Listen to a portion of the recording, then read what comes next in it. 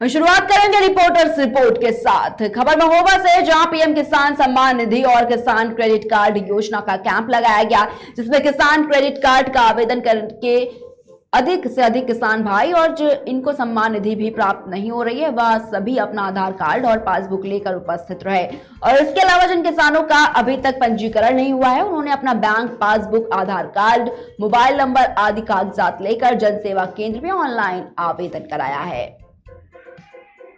नाम क्या है आपका?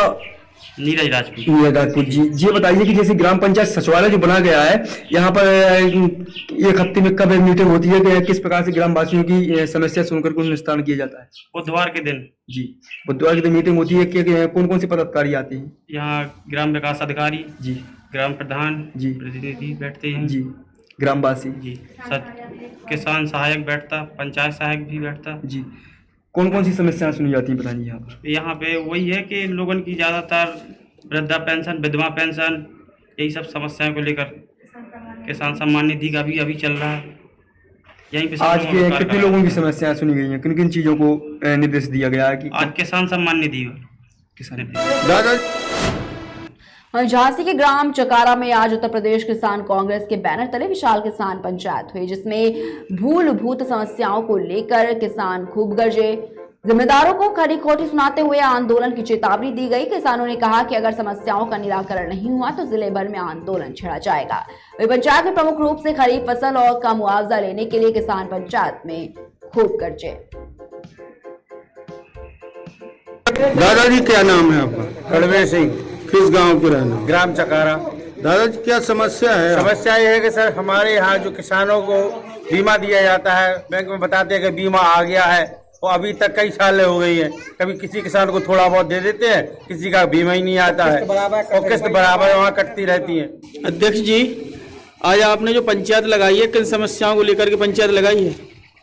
देखिए, आज जनपद झांसी के ग्राम चकारा में पंचायत लगाई गई है किसानों की समस्याओं को लेकर। जैसा कि विगत कई माह पूर्व जनपद झांसी में और मैं कहूं तो पूरे बुंदेलखंड में खरीफ की फसल नष्ट हुई थी, जिसका सरकार ने अभी तक मुआवजा नहीं दिया, न किसानों को बीमा क्लेम मिला है।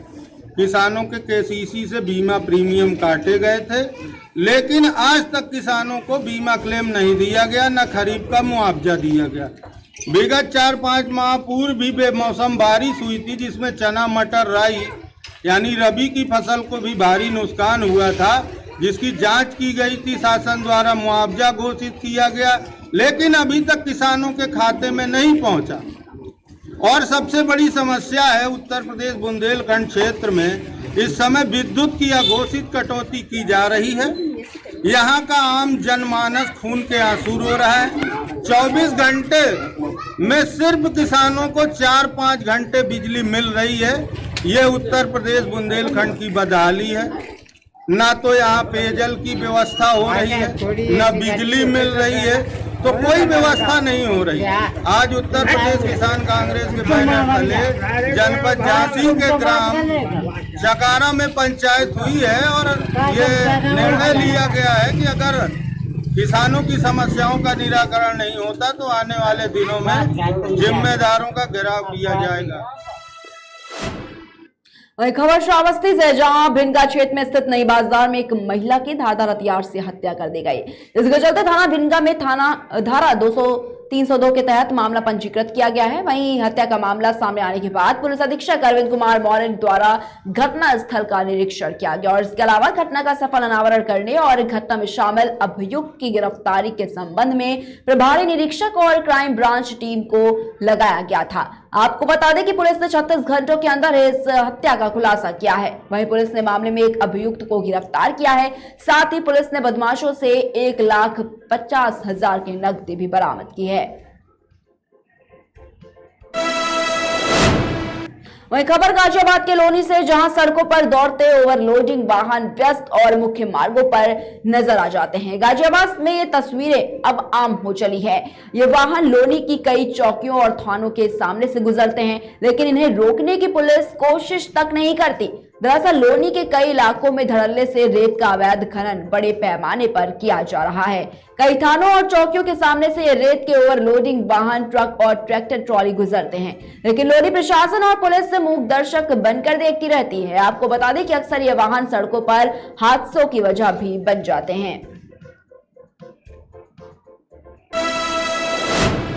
वहीं बहराइच में त्योहारों को शांतिपूर्ण वातावरण में संपन्न कराए जाने के उद्देश्य से कलेक्ट्रेट सभागार में धर्मगुरुओं, पीस कमेटी के सदस्यों और संबंधित अधिकारियों के साथ बैठक आयोजित की गई।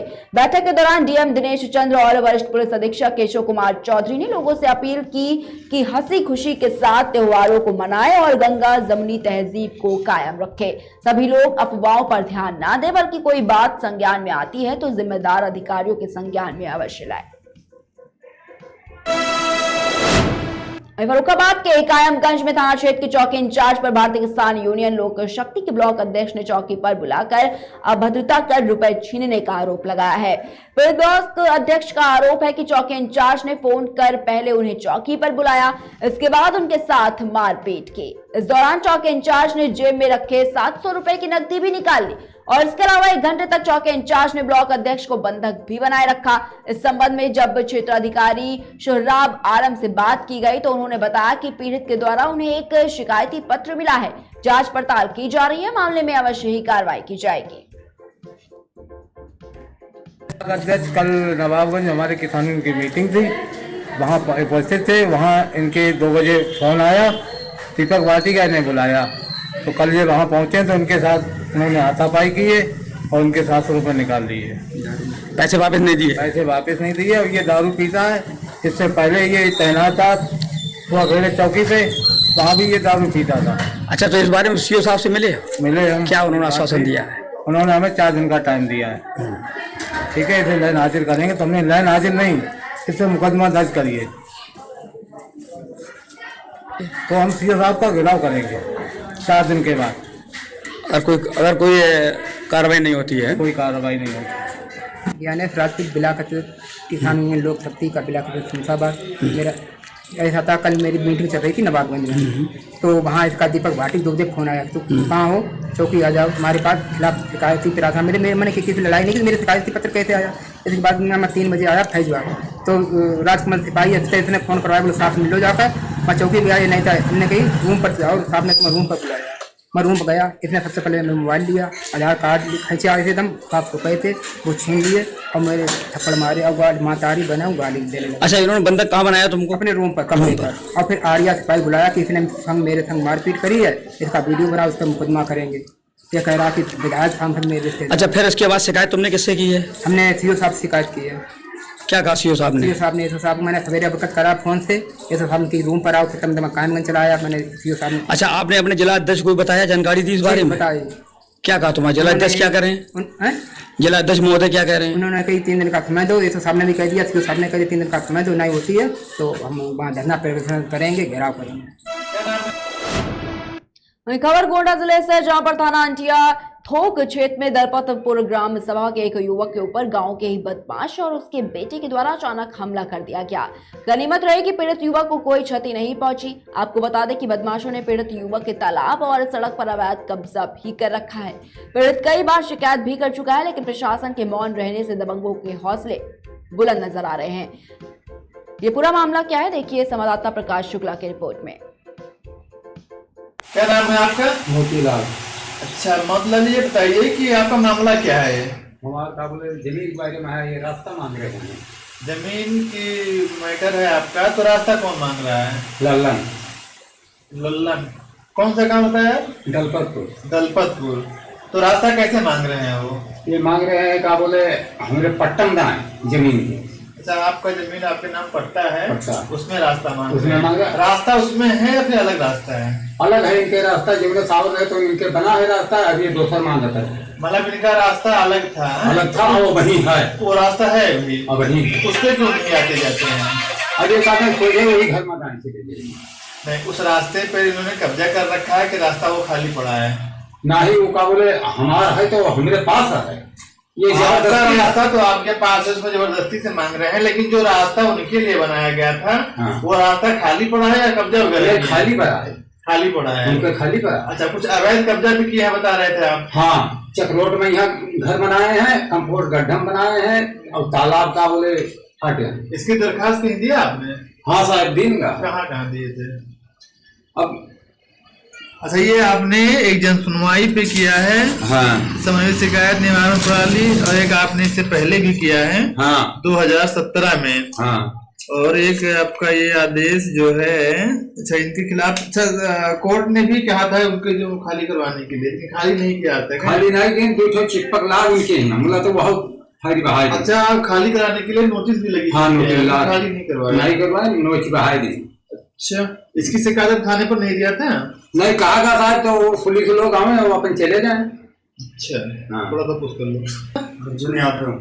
अच्छा, अर्जुन जी ये बताइए कि जो भी यहाँ पे दादाजी बता रहे थे कि कुछ रास्ता का मामला है, विवाद है आपके गांव में, जिसकी शिकायत भी हो चुकी है, लेकिन कोई कार्रवाई नहीं हुआ है। इससे पूर्व में आपके ऊपर हमला भी कर चुके हैं, आपके मतलब फैमिली के ऊपर भी हमला किए हैं, और कोर्ट द्वारा आपके घर पे नोटिस भी चिपकाई गई थी घर गिराने के लिए, लेकिन ऐसा कुछ नहीं हुआ। क्या मामला है आप बताइए? जैसा रास्ता हम खाली हमारे लोग का रास्ता उधर से खेत के लिए 6 लाख का लीक है, टम्पोर गड्ढा भी था, तालाब पूरा बंद कर दिए, तालाब के गांव का पानी भी मार। अच्छा, जो तालाब था उसमें पूरे गांव की निकास, पूरे गांव का पानी, तो तालाब भी कब्जा कर लिया? कब्जा कर लिए। कैसे कब्जा किया? पार्ट का कब्जा किया, पार्ट लिए, घर भी बनवा लिए 2 कमरा, उस पर पार्ट से घर भी बनवा लिया। हाँ। इसकी शिकायत आपने नहीं किया? शिकायत किए, बहुत पहले शिकायत किए, करीबन होगा 16-17 में शिकायत किए। अच्छा, जन सुनवाई, इसके बाद में तहसील दोष में कई बार गुहार लगा, कुछ नहीं हुआ।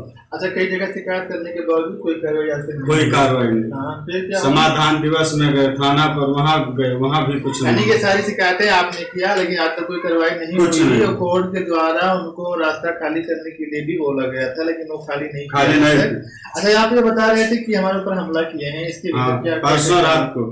हाँ, कहाँ जा रहे थे रात में आप? हम जा रहे थे लाइन का काम करना है, लाइन देखना अपना। क्या?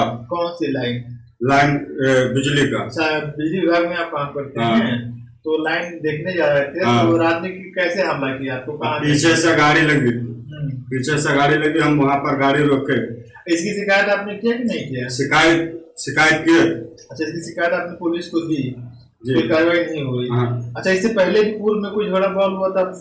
पूर्व में बहुत पहले 3 साल हो गया, इसके लड़का की शादी थी, तब मौके पर पुलिस को बुलाए, कागज हमने लेकर गए, दिखाए, कागज देखे, जब सिपाही ने देखा तो कहा कानून के हिसाब से रास्ता इसमें नहीं, इनका वास्य पट्टा। अच्छा, सब कुछ होने के बावजूद पुलिस या कोर्ट या गांव की पंचायत के कहने के बावजूद भी रास्ता नहीं खाली कर रहे हैं, आपके घर में रास्ता ना है।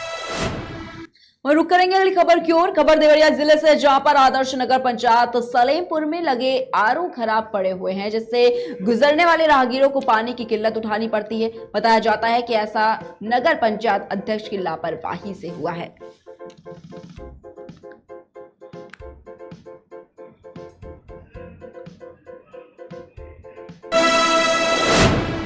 वही खबर रीवा जिले से, जहां पर खाद्यान्न वितरण में गड़बड़ी करने वाले व्यक्तियों को पुलिस ने सलाखों के पीछे भेज दिया है। आपको बता दें कि मामला सेवा सहकारी समिति बरहुला की शासकीय राशन वितरण में अनियमितता करने का है। इस संबंध में अपर कलेक्टर शैलेंद्र सिंह ने बताया कि उचित मूल्य दुकान के विक्रेता मोहित लाल तिवारी और बरहुला समिति प्रबंधक संतोष सेन के द्वारा गरीबों के खाद्य में हेराफेरी की गई है और विक्रेता और समिति प्रबंधक के द्वारा गरीबों के लिए आवंटित खाद्य का उपभोक्ताओं में वितरण न कर घर घर जाकर उपभोक्ताओं से पीओएस मशीन में अंगूठा लगवाकर उपभोक्ताओं को खाद्यान्न से वंचित रखा गया है और इसी को संज्ञान में लेते हुए प्रशासन ने कार्रवाई भी की है। एक त्योतर में शिकायतें लगातार आ रही थी, त्योतर एसडीएम साहब को साफ करने निर्देशित किया था और वहाँ पे कोटेदार के खिलाफ एफआईआर कराई गई और फिर उन्हें गिरफ्तार कर जेल भेजा गया कलेक्टर महोदय और एसपी महोदय के निर्देशन में। और अन्न उत्सव और खाद्य विभाग से जुड़ी हुई जो गतिविधियां हैं और खाद्य से जुड़े हुए जो भी कार्य हैं उनको बहुत अच्छे ढंग से करने का कलेक्टर सर का निर्देश है और यही चीज के परिपालन में ये कार्यवाही हुई। किस तरह की अनियमितता पाई गई थी? क्या इसमें कुछ राशन संबंधी अनियमितता थी, अंगूठे लगवा लिए गए थे लेकिन लोगों को उनका जो सही राशन है वो उनको प्रदान नहीं किया गया। इस तरह की सूचना पहले मिली थी तो पहले उसका परीक्षण कराया गया, फिर एसडीएम साहब खुद वहाँ गए मौके पर फूड इंस्पेक्टर और एसडीएम साहब की जो जांच रिपोर्ट थी उसके आधार पर फिर कल ही उनकी गिरफ्तारी भी होगी। मैं एक और निवेदन ये करना चाहूँगा कि कोई भी कोटेदार यदि किसी हितग्राही से अंगूठा लगवाता है तो बिना राशन लिए अंगूठा ना लगे। इस तरह की बहुत शिकायतें जिले में सामने आ रही हैं और हम इन सभी को। वहीं खबर बिजनौर जिले से है, जहां पर जजी परिसर में शॉर्ट सर्किट की वजह से आग लग गई है। धीरे धीरे आग ने विकराल रूप धारण कर लिया। काफी मशक्कत के बाद चैम्बर में बैठे वकीलों ने किसी तरह से आग पर काबू पाया।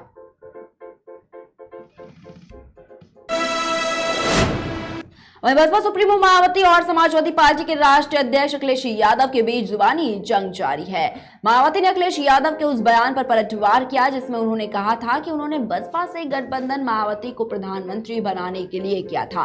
उस पर पलटवार करते हुए मायावती ने ट्वीट करके कहा कि अखिलेश विभिन्न दलों के साथ गठबंधन कर चुनाव लड़ चुके हैं लेकिन मुख्यमंत्री नहीं बन पाए, तो मुझे क्या पीएम बनाएंगे। साथ ही साथ मायावती ने ट्वीट कर कहा कि सपा मुखिया यूपी में मुस्लिम और यादव समाज का पूरा वोट लेकर और कई पार्टियों से गठबंधन करके भी जब अपना सीएम बनने का सपना नहीं पूरा कर सके तो फिर वो दूसरों का पीएम बनने का सपना कैसे पूरा कर सकते हैं। इसके साथ ही पिछले लोकसभा आम चुनाव में बीएसपी से गठबंधन करके भी खुद 5 सीटें ही जीत सके थे, तो फिर वो बीएसपी की मुखिया को कैसे पीएम बना पाएंगे। इसलिए इनको ऐसे बचकाने बयान देना बंद करना चाहिए।